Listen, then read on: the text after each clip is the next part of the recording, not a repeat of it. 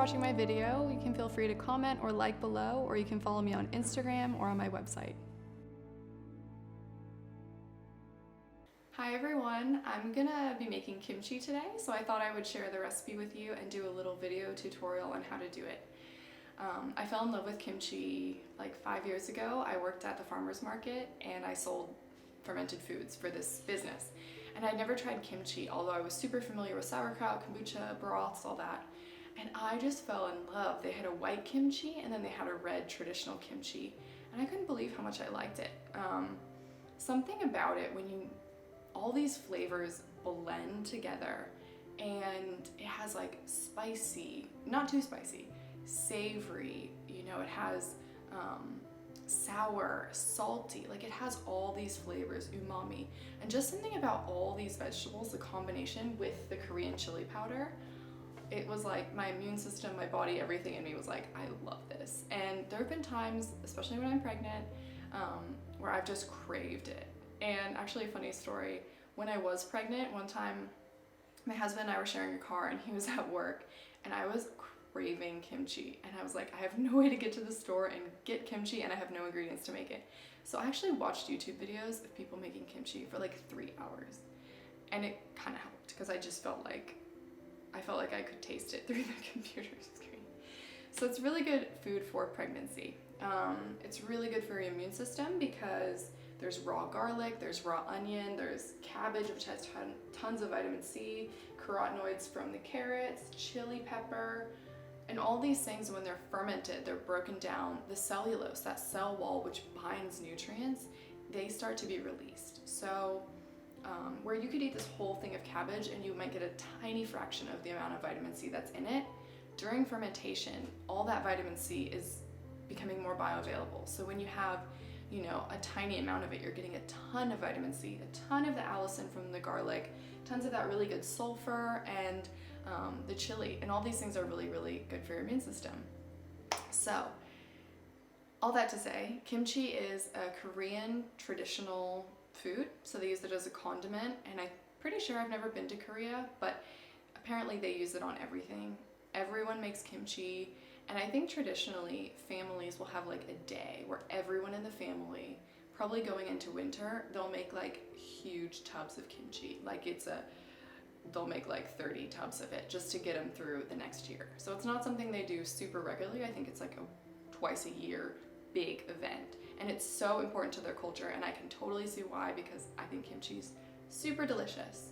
So anyway, all that to say, let's get into making kimchi because it's really easy. I honestly feel like it's foolproof. It takes a bit of time, but honestly, like the flavor combination when all these things are blended together, it's just incredible. It tastes nothing like it does when it's raw. So that's really cool. And another thing I want to point out is the ingredients are really versatile. So if you don't like a lot of chili, I mean, this is a really mild chili. It's actually way more flavorful than it is spicy. But if you really don't like spicy, you can cut that down. Or if you really hate, I don't know, carrots, like you don't have to use the full amount that I'm using. It'll still turn out really, really great. If you don't have a daikon radish or you can't find one, you can use regular radishes. Absolutely no problem there. It's gonna taste really good either way. And last but not least, you can add a lot of other fun things to your recipe. So I've seen people do seafood in their kimchi. So they'll do like chopped up oysters or squid or something like that. And so that's a good way to get a ton of iodine and maybe some zinc. Oysters are like the highest source of zinc if you're deficient in that. Or I've seen people do a little bit of kelp granules in there.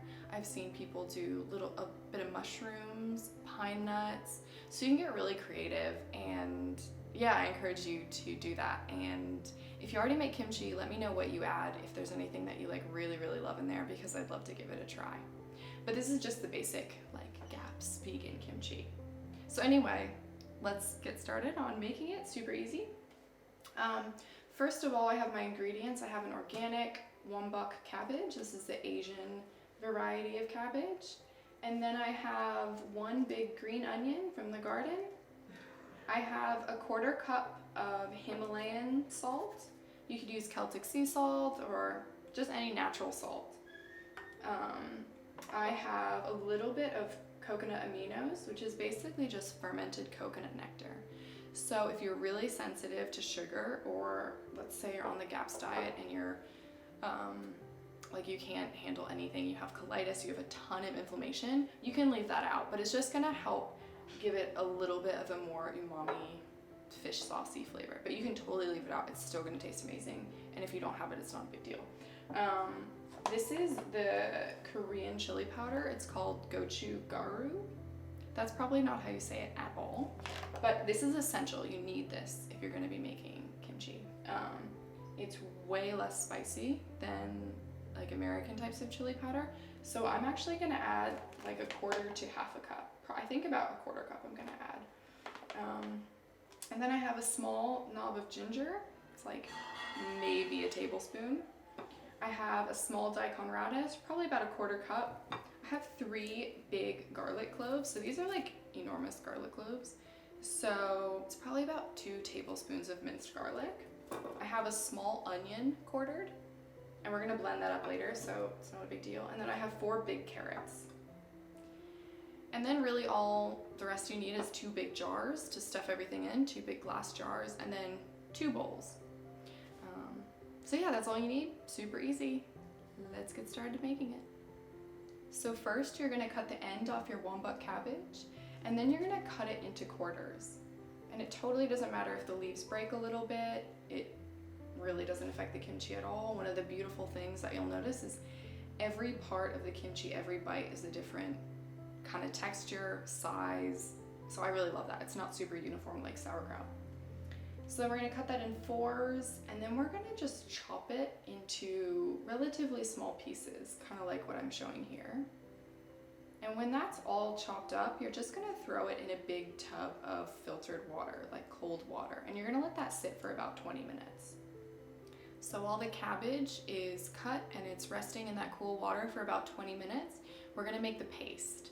And the paste is made from your garlic, your small onion, your little knob of ginger, which is maybe about a tablespoon, 1 to 2 tablespoons of the coconut aminos, which you can omit if you want. I'm just gonna do about a tablespoon.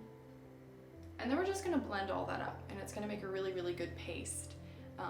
And it really helps to blend the flavors, and it helps the fermentation process so that you're not gonna bite into like a big chunk of onion or ginger. And then we're gonna set that sauce to the side, and we're gonna prep our other veggies. So right now we have our green onion, our daikon radish, and our carrots left. So I like to chop the green onion really thin, just really small pieces, and I throw it in a bowl. And then with the daikon radish, I cut it in really thin slices. And I'm gonna cut up this whole radish. It's probably gonna be about a quarter cup. And then with the carrot, I love to shred it. And there have been times where I've added more carrot and less, but this is probably gonna be about a cup of shredded carrot in the end. So we're gonna put all those vegetables together in a bowl, and we are going to top it off with our garlic, onion, ginger, coconut amino sauce. And then finally, we're gonna add a half a cup of the gochugaru to that. And then we're gonna bring our attention back to the cabbage. So it's been soaking for, I don't know, 20 minutes maybe. So we're just gonna drain that water, and then we're gonna put it in a bigger bowl. Ideally, I would have a real proper bowl, but I broke my glass bowl a couple days ago. So I'm just gonna use my big Le Creuset, and I'm gonna put all that cabbage in there, and I'm gonna sprinkle it with a quarter cup of that salt. And then finally, when that's really salted and mixed together really well, I'm gonna take those veggies and the sauce and the chili and all that mixed up stuff, and I'm gonna add that to the cabbage and give it a really, really good mix. So I'm just gonna set those veggies aside and kind of let them blend, let all the flavors blend, and let that salt really extract the juices from the cabbage, just for a couple minutes. And I'm gonna get my jars ready, and after about 5 minutes, I'm gonna start packing them with my kimchi mixture. Now, if you taste this right now, it's gonna taste horrible, so just don't even bother. But I guarantee in 2 days, those flavors will change so much. They will mellow out so much, and it'll be a really, really, really good end result of kimchi. So don't taste it now, or you're totally gonna gross yourself out. But yeah, just start packing those jars.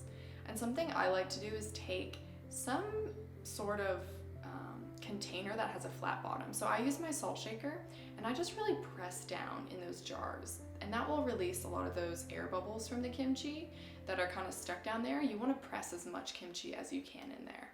And you're going to want to leave too about an inch of room from the top, because as you will find, the kimchi, while it ferments, it expands, and a lot of that liquid that smells very strong will kind of leak out, and yeah, you just want to give yourself a good chunk of room.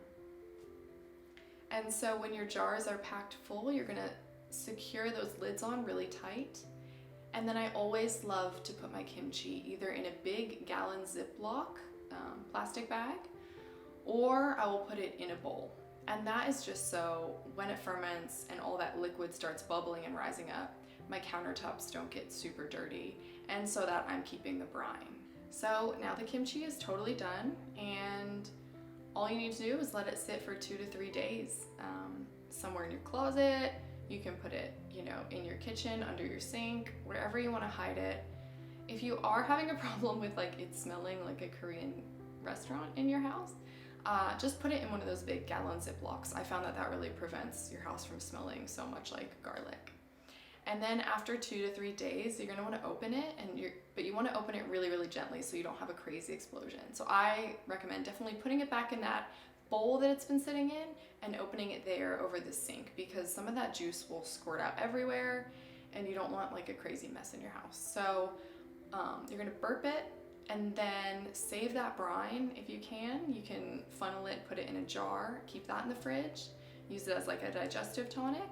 But yeah, just move those jars of kimchi once they're done, once they've been fermenting for 2 to 3 days, just move them into the fridge and they'll keep there indefinitely. So I hope you liked this video. I hope it was helpful. Like I said, have watched a million YouTube kimchi videos in my lifetime, and while they're all really, really good, they can be really complicated, and I just really had the desire to make kind of like an easy kimchi that doesn't take 4 hours to make. So that's what this is. It's my vegan, GAPS, easy, no rice flour, no weird ingredients, fermented kimchi. And I would love to know if you like it. So if you like this video and you found it helpful, please like or comment below and let me know what you think. I'd love to see photos or videos of your kimchi when it's ready.